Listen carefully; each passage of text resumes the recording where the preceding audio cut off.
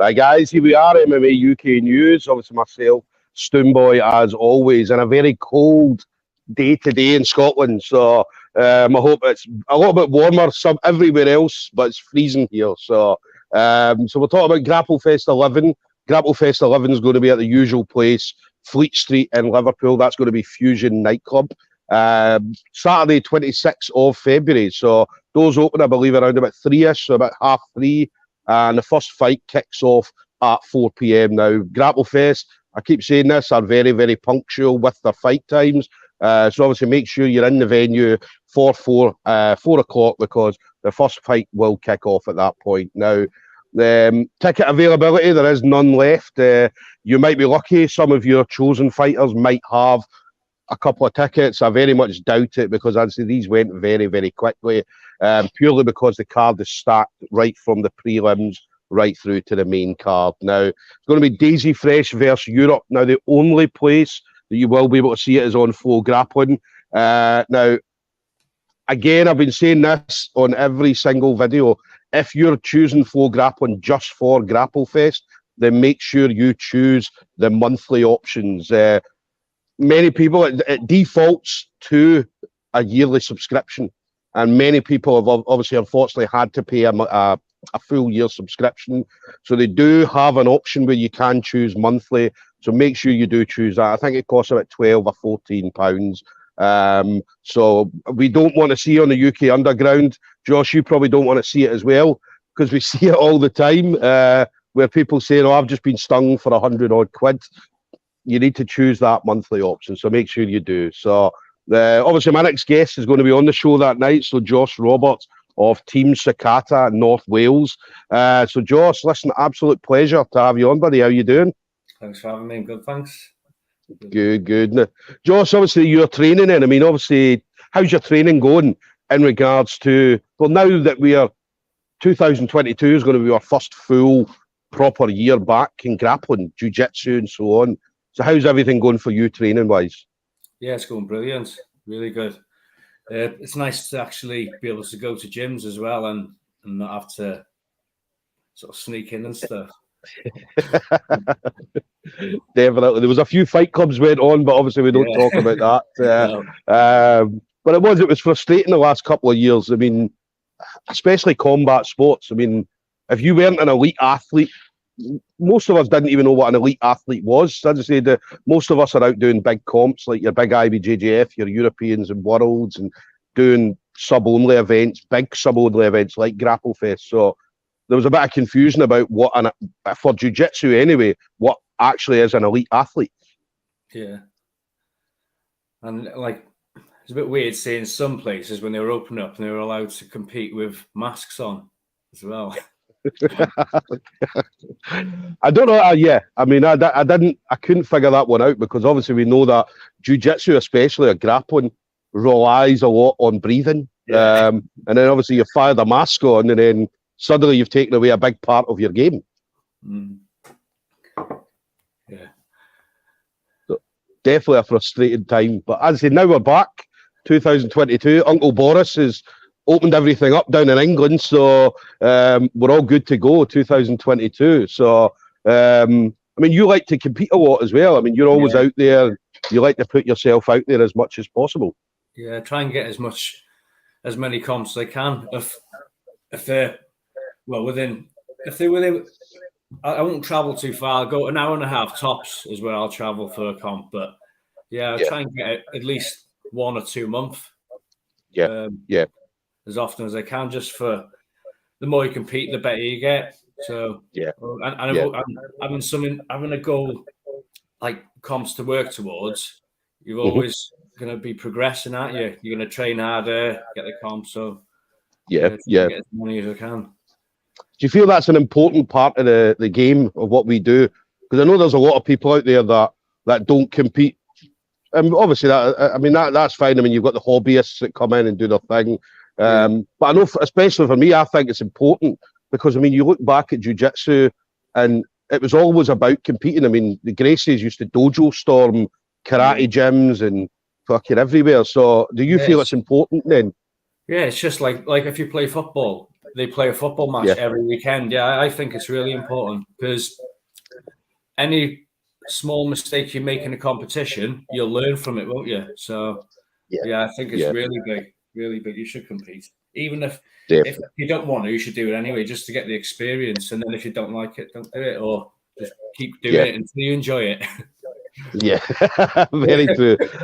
What about now? I mean, do you, because obviously you've been in the game for a number of years, I mean, do you still get nervous for comps, or is it again, you just go in and, do you know what I mean, you're used to it now, you just go in and do your thing? I do, and I don't. I do, and I don't. It's like in comps, I think of my first round, if I'm not fired up, ready to go, it's going to be a tough first match. But then after that, once my heart rate's up, adrenaline's there, I tend to do better. But no, I try not to think about it too much. Yeah.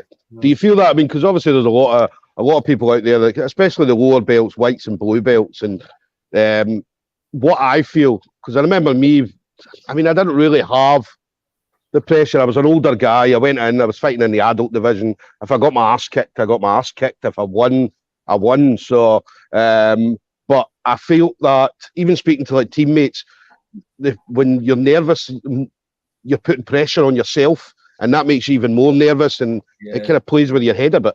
Yeah, but it's just one of them, isn't it? Like, I think people are scared of losing, but who cares? If you lose, no one else gives a fuck, do they? No one cares. Yeah, but like, I don't know. It's just getting people over that. I think because I had some experience with competing in MMA before I started doing the competition, so I wasn't. It took, well, I used to be more nervous doing the MMA than the jiu-jitsu, just not through the fight, but, just walking out in front of people, I used to get really nervous. I used to hate it. But then the more fights I did, the less I give a fuck. And so I don't mind the jiu-jitsu comps. I've never really been that nervous towards them. And then what about you then? So Grapplefest 11. So obviously you got the heads up, or you got the nod from Chris and the Grapplefest team. So how did you find out about it? I told my coach that I want to do it, and if he speaks to Tomo, put my name forward, and I messaged him as well, saying I'm up for it.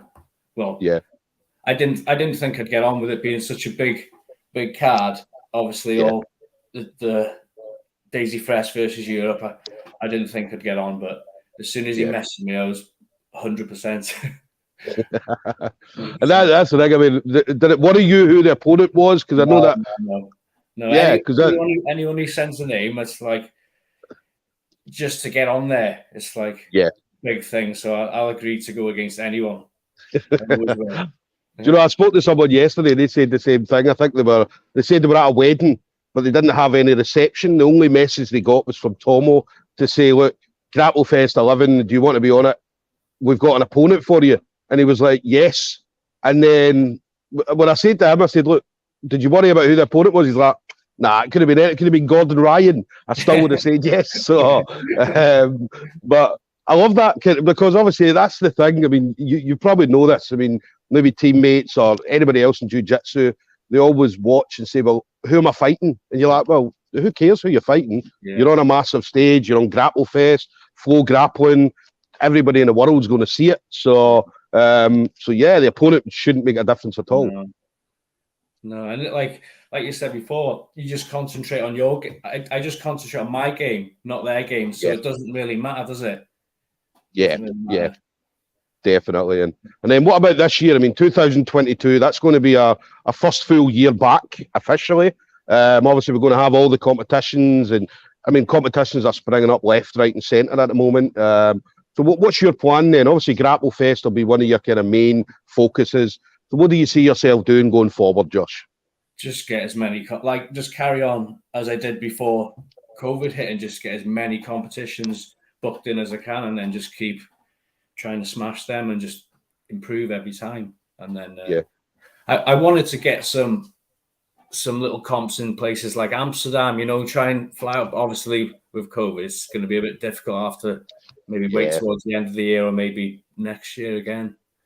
My son, and saying that, my son, he's away. He works in Amsterdam. He works for Nike, and it was an absolute hassle trying to get obviously a working visa, and if you're visiting, you need a visitor's visa, and it's all because of Brexit. Brexit's kind of, all these countries are now making it a little bit more difficult for UK guys traveling to them. So I know that even like traveling from, if you fly, let's say you're flying to, I don't know, Australia, and you make a stop anywhere in Europe, you then need to get a transit visa, which takes about 8 weeks to get, even though you're only in the airport for a couple of hours, and it costs you 25 quid to do it. So I think it will be difficult. It'll be fine. I mean, it'll ease itself out, but as you said, it's going to be difficult to get to a lot of these places. So, but yeah, it'll happen. It'll happen. It always does. It always sorts itself out, Josh, as you know. What's your preference then, gi or no gi? When I start, obviously before I always did MMA, so it was always no gi, and then my mate said, "Oh yeah, come to this gi class, you'll love it." Yeah, I didn't. I hated it. I hated it for about 5 months, 6 months. Yeah, I used to sit in the corner of the class, just not liking it. And then, like as time went on, like now I'd say it's just 50-50. I like me wrestling, no gi, and all the same. Yeah, yeah. I mean, obviously the big thing at the moment, no gi. As I said, but it's that thing. I mean, it changes all the time. As I said, 1 year it'll be no gi will be fashionable, then the gi will come back, then it'll be no gi again, and that happens all the time. Yeah, the thing I like about the no gi is like the submission grappling. It's a bit more scrambly as well, isn't it? And there's more wrestling and stuff. So I'd say I probably do enjoy the no gi more, but it's all pretty much the same. It's all the same. Yeah. No gi is definitely more exciting. As I said, it is a lot more exciting, especially for spectators, because I don't know, like you go to IBJJF comps and you sit looking at everybody, that's all the spectators, and some of them look bored as shit, man. You know what I mean? They're sitting there like watching the gi comp going on, and it can be boring, as you know. But no gi, especially Grapplefest, I mean, I don't think I've ever seen a boring fight on Grapplefest. No. And if there ever is, the people that are watching, the spectators, will let you know during the match. So I think that's one of the big things about Grapplefest, just having that atmosphere of people. Yeah. Everyone there loves.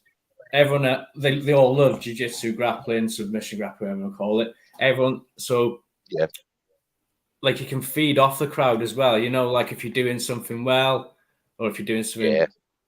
Do you know what I mean? It's amazing.